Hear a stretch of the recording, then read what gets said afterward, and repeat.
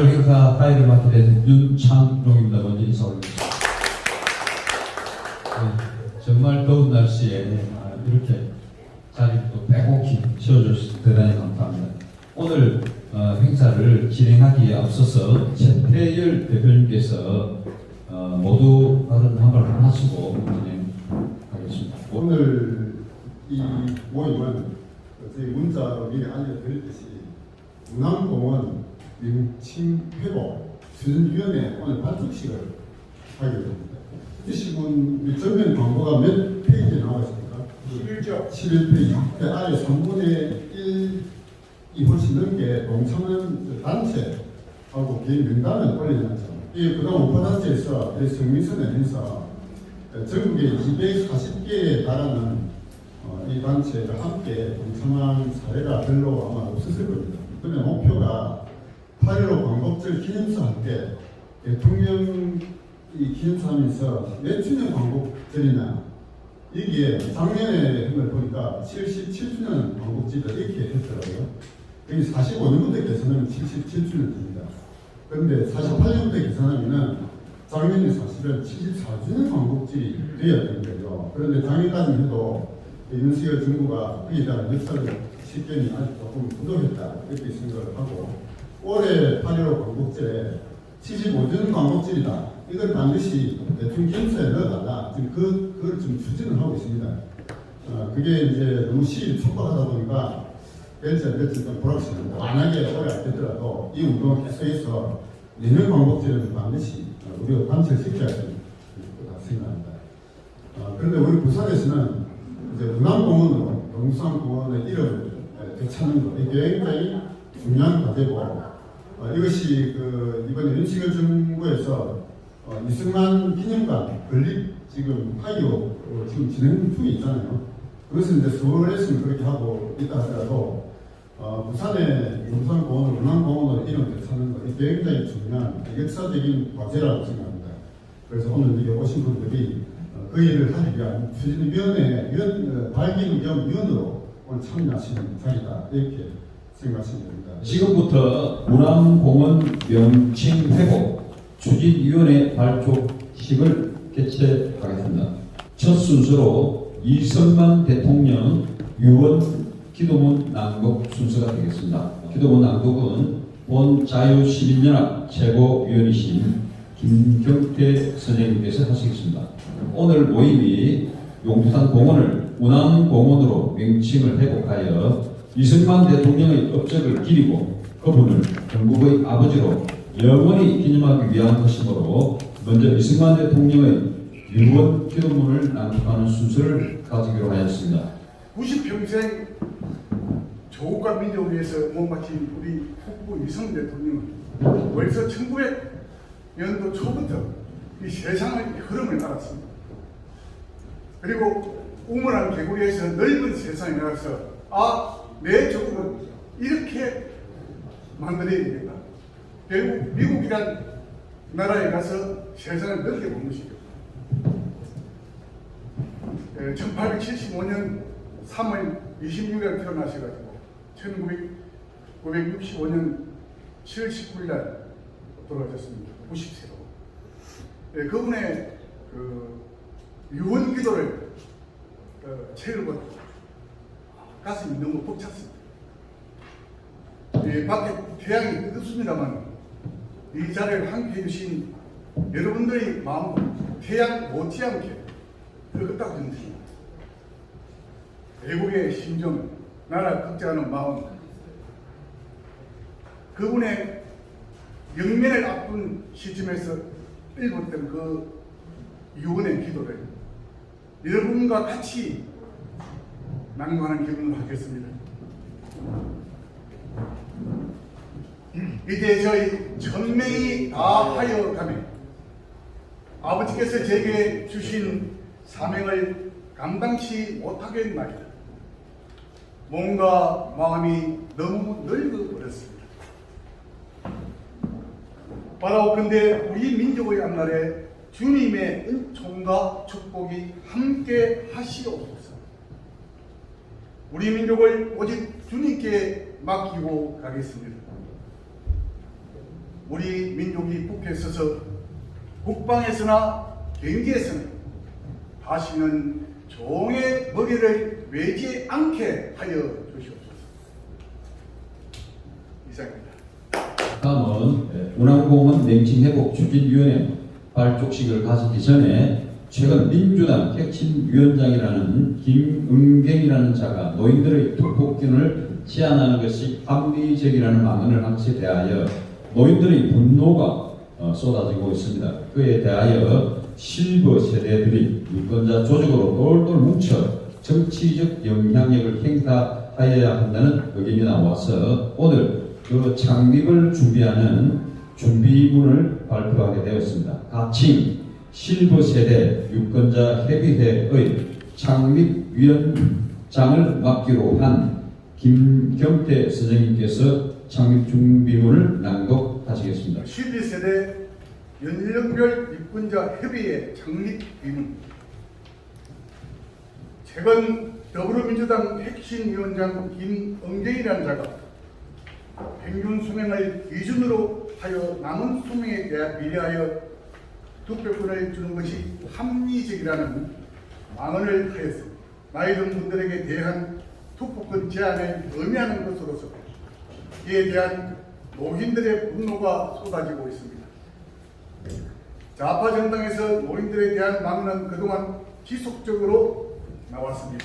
정동영은 2004년 17대 총선 당시 60대 이상은 곧 무대에서 퇴장하실 분들이니까 투표하지 않아도 괜찮다는 발언을 하였고, 유시민은 2004년 강연에서 50대 이후에는 죽어가는 내 세포가 새로 생기는 내 세포보다 많다. 60세가 넘으면 책임 있는 자리에 가서는 안 된다는 발언을 하였습니다. 우파 정당도 노인들에 대하여 무시하기는 마찬가지였습니다. 좌파 정당처럼 민주주도 노인을 무시하는 발언은 하지 않았지만 지난 대선 승리에 결정적인 기여를 한 60대의 공헌을 인정하고 격려하기는커녕 승리의 원동력이 2030의 청년층에 있었다는 발언을 주로 하였습니다. 60대 이상의 나이 든 분들이 과연 정치적 역량에서 배제되어야 합니까? 그분들의말로 자신의 개인적 이익보다는 미래 세대의 이익, 즉 자식들과 손주들이 자신들보다 더 자유롭고 더 번영한 세상에서 살 수 있도록 자신들의 모든 것을 주고 죽을 수 있는 마음을 공통으로 가지고 있는 세대가 아닙니까? 자신의 이익을 보다 중요하게 생각하는 그 아래의 세대보다 60대 이상의 세대야말로 장기적 관점에서 나라의 미래를 걱정하고 올바른 정책을 펴도록 하는 데 관심을 가지고 있는 세대이므로 그분들의 정치적 영향력은 보다 확대되어야 할 것입니다. 그러므로 이제 60대 이상의 대표 세대들이 정치적 영향력을 보다 더 강력하게 발휘할 수 있도록 적극적으로 행동하여야 하겠습니다. 그런데 개인적으로 흩어져 있거나 단순한 SNS상의 활동 또는 거리 시위만으로는 정치적 영향력을 제대로 발휘할 수 없습니다. 유권자 조직을 구성하여 표로서 심판할 수 있어야 합니다. 그런 관점에서 먼저 월경 지역에서 60대 이상 연령별 유권자 조직을 만들어 가려 합니다. 실버 세대 연령별 유권자 협의회를 창립하여 내년 총선을 준비하고자 합니다. 나이는 만 나이가 아닌 한국식 나이로 할 것입니다. 저 같은 해에 태어난 분들은 모두 하나의 조직으로 뭉칠 것입니다. 젊은 시절에 어떤 일을 하였든지 간에 이제 다 내려놓고 나이 들어서 만나 모두 동무가 되어 하나의 목표를 향하여 뭉칠 수 있어야 할 것입니다. 나이가 같더라도 정치적 이념에 따르면 조직이 정상적으로 운영될 수 없으므로 이 모임의 구성원은 윤석열 정권의 성공을 바라는 우파 인사들의 모임이 될 것입니다. 오늘부터 창립을 준비하여 오는 8월 25일 자유시민연합의 정기초회가 개최될 때 정식으로 창립 선언을 할 예정입니다. 감사합니다. 이 대한민국은 실버 세대가 이끌어가고 있다고 생각합니다. 저는 항상 여러 선배님들 존경하고 있습니다. 정말 여러분들의 힘이 아니었으면 대한민국이 이런 번영을 구가하면서 자유우파 최선봉에 서서 아흐발표의 그 대학교 달에서 자유를 찾기 위해서 너무나 노력하신 우리 실버 세대 선배님들께 다시 한번 감사드립니다. 지금부터 운암공원 명칭회복 추진위원회의 발족식을 개최하겠습니다. 취지설명 및 위원장 선임은 자유시민연합 최태일 대표님께서 진행하시도록 하겠습니다. 방금 김경태 대표님께서 실버 세대 예정별 유권자 협의회 창립 준비문을 낭독하셨습니다. 우리가 실버 세대라고 하는 게 나이가 언제부터 따질 거냐 좀 애매하지만 일단 우리 한국 나이가 60이 넘으면은 실버 세대라 그럴 수 있지 않나 이렇게 생각합니다.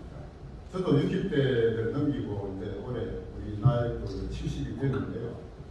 어쨌든 60이 넘기고 나면은 뭐라 그럴까요? 개인적인 욕심이 이제 좀 없어지는 나이가 되지 않나 이렇게 생각합니다. 개인적으로 뭐 자기가 무슨 자리를 차지해야 되겠다든지 자기 이름으로 뭔가를 꼭 해야 되겠다든지 이런 욕심이 별로 없어지고 욕심 부리도 잘 안 되잖아요. 이제 나이가 들면 들수록 나 자신보다는 우리 아이들, 특히 손주들을 본 분들은 우리 손주들한테 다 주고 이제 가야 되겠다 이런 마음이 다 있잖아요. 그게 우리 나이 드신 분들의 공통적인 마음이라고 생각합니다. 그런데 이 정치권에서는 나이 든 사람들에 대한 대우를 좀 잘 안 해주고 있어요. 특히 좌파 정당에서는 더더욱 그렇죠. 노인들을 무시하고 노인들이 투표권을 오히려 제한하자 이런 발언까지 나오고 있습니다. 우파 정당도 노인들을 무시하기는 마찬가지라고 생각해요. 2030 청년들에게만 그들에게 자꾸 다가가고 나이 든 사람들에 대한 제대로 된 대우를 해주지 않고 있습니다. 제가 생각할 때는 이 나이 든 사람들 이제 좀 뭉치가 되고 표로서 뭔가 좀 보여줘야 되겠다 이런 생각이에요. 다시 한번 해보겠습니다. 이런 자리가 영광스럽기도 하고 또 굉장히 심적으로 부담이 되는 자리이기도 합니다. 저는 어린 시절을 서면의 노동극장 앞에 우체국 앞에 대학호텔 앞에서 어린 시절을 보내면서 영광도서에서 대한민국에서 구하기 힘들던 그런 일본의 잡지, 미국의 잡지 이런 것들이 전부 영광도서의 그 골목에 책방에 다 있었습니다. 그거를 보면서 세계를 경영하는 꿈을 꾸어왔습니다. 그래가 서울에 가가지고 서울을 구경하니까 처음에 제가 갔던 곳이 마포구 망원동이었습니다. 분명 4학년 때 우리 삼촌이 거기 이사를 해가지고 갔는데 논두렁길을 지나는 흙길을 지나갔습니다. 시골이었습니다. 그 다음에 6학년 때 간 곳이 청량리에 중앙청 옆에 있는 우리 고모집이었는데 중학교 2학년 때 어디를 갔냐면은 공천동에 갔습니다.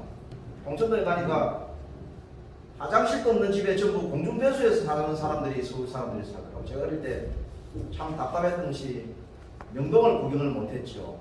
명동을 구경을 못해갖고 서울이 얼마만큼 큰 도시인지를 모르고 부산의 꿈무랑 개구리가 되어갖고 서울이라는 도시에 진출하고자 하는 생각을 버리고 부산에서 컸습니다. 그러면서 그 꿈이 점점 사그러졌다는 것을 제가 느끼지는 못했죠.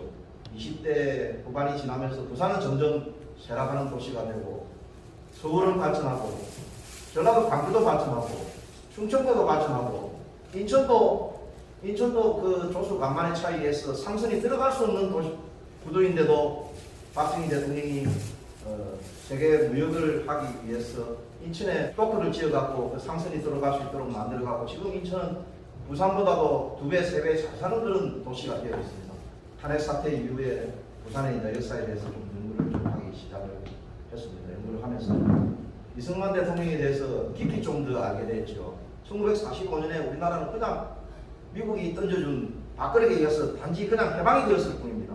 일본 제국의 조선 총독부가 없어지고 일본이 패망함으로 해서 일본 제국이 해체가 되면서 해서 미국이 만들어준 미군정청 산하에서 48년도에 대한민국의 이승만 대통령이 외교력을 이용해서 위원회 승인을 받는 그런 나라를 만드는 거죠. 그렇다면 1948년이 건국일이 되는 것입니다. 1949년도 신문에 보면은 제1회 강국절 기념하는 광고가 나와 있습니다. 그래서 1949년도 8월 15일이 제1회 강국절이 되는 거죠. 근데 지금에 와가지고 그 날짜를 다 바꿔갖고 엉망진창으로 만들어 놨습니다. 어떤 사람은, 엊그제 어떤 사람은 1919년이 뭐 건국일이다 하는 말도 안 되는 헛소리를 하는 그런 뭐 대한민국의 최고 지도자를 했다는 정신 나간 늙은이가 하나 있죠. 이승만 대통령은 과가 하나도 없습니다. 부정선거 주장을 하는데 부정선거 그것도 말도 안 되는 소리죠. 근데 이승만 대통령은 당시에 상대편에 있었던 조병옥 씨가 급서를 하는 바람에 그것도 선거를 해서 70% 넘는 득표를 한 걸로 제가 알고 있습니다. 그렇다면 그게 무슨 과가 있습니까? 이기붕이가 이승만 대통령이 그거를 보고를 받지도 않았습니다. 그 밑에 있는 사람들이 연로한 대통령을 활용을 한 것이죠. 그래서 그 잘못을 책임지고 물러났지 않습니까? 무슨 이승만 대통령의 과가 있습니까? 단 한 개도 역사에 이승만 대통령의 과는 없습니다. 공백 과제로입니다, 여러분. 오로지 그 한 목숨 대한민국을 위해서 하와이에서 돌아가실 때 얼마나 가슴이 아팠습니까? 아까 우리 김경태 동지께서 낭독하신 대로 그 이유를 보면은 정말 눈물이 날 정도가 되지 않습니까? 이승만 대통령의 그 가슴 속에 있던 애국 충정을 여러분들은 반드시 기억하고 이뤄 나가야 될 거라고 생각합니다.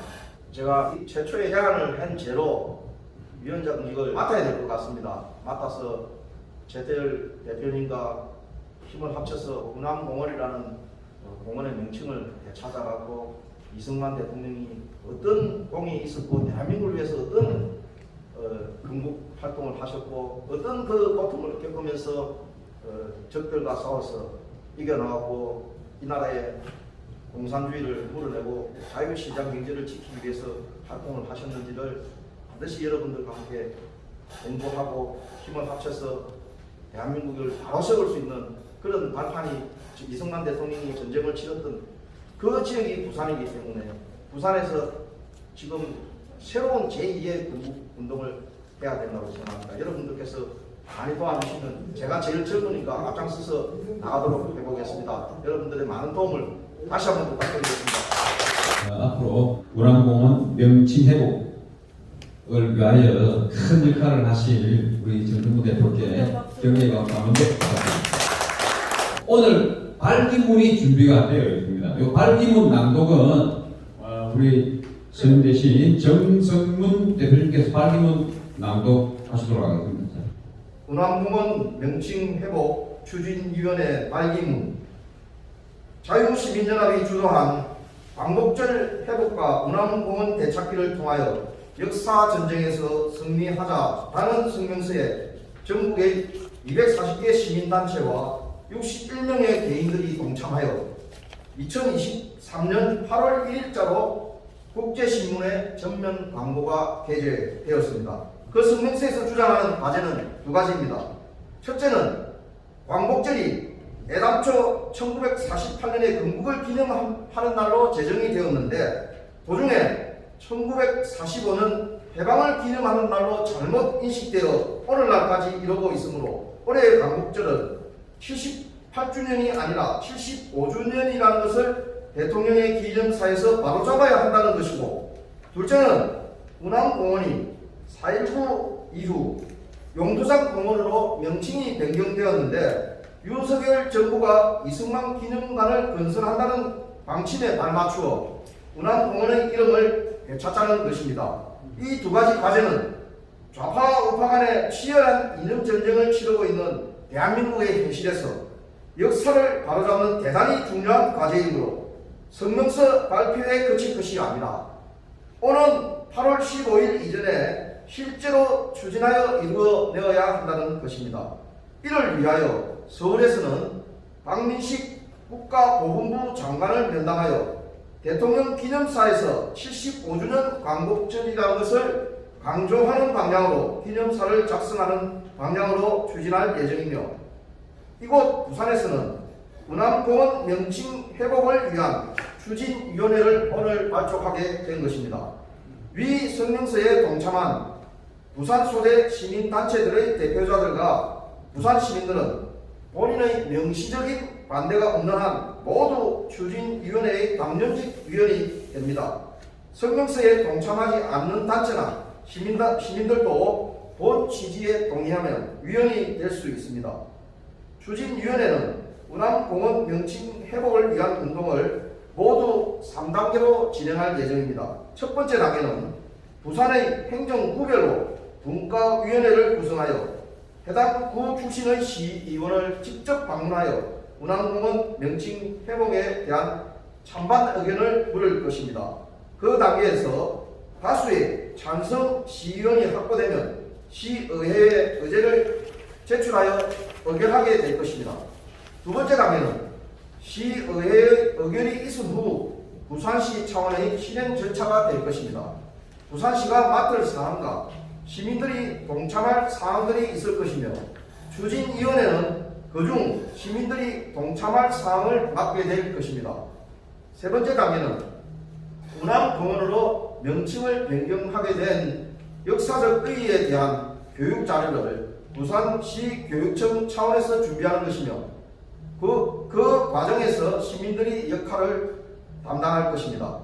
이상의 모든 단계가 완료되어 적어도 부산에서 이승만 대통령에 대한 역사적 평가가 올바로 자리 잡게 될 때까지 추진위원회는 맡은 바 역할을 다할 것입니다. 이와 같은 역사적 과제를 제대로 달성하는 것이 우리 아이들이 자유롭고 번영된 세상에서 살 수 있게 하기 위한 초석이 된다는 것을 깊이 인식하고 오늘 이 자리에 모인 아래 발기인들은 모든 역량을 총동원하여 이루어낼 것을 다짐합니다. 2023년 8월 4일 자유시민연합회 부산시민단체 대표자 및 애국시민 발기일동 감사합니다. 예, 방금 우리 그림 계신 정성훈 대표께서 발기문 낭독했습니다. 이 발기문 자체가 정강이고 지지문이고 앞으로 나갈 행동 방향이 다 포함이 돼요. 이 발기문대로 앞으로 움직이 나가고 계속 진행될 것이고, 그 다음에 건의하셨던 조직에 관한 부분, 이런저런 부분들은 두 분 대표님께서 회의해서 언론해서 여러분들께서 위임을 하셨기 때문에 보강해서 잘 하도록 그래야겠습니다. 자, 오늘 행사 마치기 전에 자유시민연합 최태일 대표님께서 마지막으로 감사 인사 한 말씀 올리고 마치겠습니다. 제가 언젠가 그런 말씀을 드린 적이 있습니다. 좌파의 바이블 이 세 번이 있다. 그런 말씀드렸습니다. 첫 번째가 1848년도 마르크스와 엥겔스가 공동 집필한 공산당 선언이 있었습니다. 두 번째가 1902년도에 레닌이 주술한 무엇을 할 것인가 라는 주술입니다. 세 번째가 1935년경에 그람시가 옥중에 썼던 옥중서고라는 게 있습니다. 이 세 권이 좌파의 소위 바이블이라고 할 수 있습니다. 우리가 좌파와의 싸움에서 이기기 위해서는 지피지기가 가장 중요한 첫 단계라고 볼 수 있는데요. 지피를 하기 위한 것은 좌파의 이 세 권에 대한 이해가 필수적입니다. 좌파는 마르크스, 엥겔스부터 시작해서 자본주의 체제를 무너뜨리려고 지금까지 무수한 노력을 해왔습니다. 그 자본주의 체제를 무너뜨리기 위해서 그들이 했던 현실적인 역할이 뭐냐? 그것은 공산당 선언의 마지막 구절에 나와 있습니다. 그게 뭐라고 했느냐? 망국의 프롤레타리아 단계라고. 그들이 이 공산혁명에서 잃어버릴 것은 그들을 둘러싸고 있는 족쇄뿐이다. 이런 말이 공산당 선언 맨 마지막 구절에 나와 있어요. 그때부터 좌파가 이 자본주의 체제를 무너뜨리기 위해서 했던 것은 뭐냐? 한마디로 얘기하면 조직입니다. 조직된 몇 명이 조직되지 않은 100명을 이기는 거예요. 우파는 조직되지 못했기 때문에 지금 우리나라 식구를 당하고 있습니다. 우리나라 국민들 모두 100%가 다 투표에 참여한다면 우파가 질 리가 없어요. 근데 이게 조직되지 않기 때문에 그냥 개개인에게 내버려 두기 때문에 투표장에 다 안 나가잖아요. 나가는 사람도 있지만 안 나가는 사람도 많습니다. 근데 좌파는 어떻게 하느냐? 조직화 돼가지고 한 사람씩 손에 끌고 투표장에 나가는 거예요. 이게 지금 우리나라가 지금 좌파 세상이 된 가장 큰 원인이다라고 저는 생각해요. 그래서 좌파가 자본주의 체제를 무너뜨리기 위해서 처음부터 끝까지 지금까지 해왔던 게 뭐냐? 한마디로 말하면 조직입니다.